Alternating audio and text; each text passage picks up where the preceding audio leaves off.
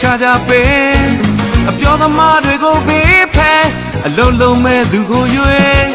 တကယ်ပြောင်းလဲဖို့ဆိုရင်တကယ်တိုးတက်ဖို့ဆိုရင်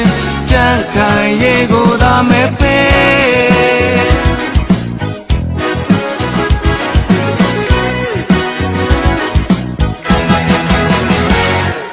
ပြည်တော်စုကြံ့ခိုင်ရေးဖွံ့ဖြိုးရေးပါတီပြည်တော်စုကြံ့ခိုင်ရေးဖွံ့ဖြိုးရေးပါတီအမှန်တကယ်သမိုင်းတည်ရင်ကြီးနှလုံးသားတွေကမဲရကိုပေးအများပြည်သူကောင်းစားရေးကြံ့ခိုင်ရေးကိုမဲတာပေးအားလုံးအတူတူတိုးတက်ဖို့အတွက်ကြံ့ခိုင်ရေးကိုသာမဲပေးဒုက္ခတွင်နဲ့ငါနဲ့လောင်ရောက်ခဲ့ပြီးပြီအေးချမ်းချမ်းဘေးမတမ်းမနဲ့နေရချိန်တန်ပြီ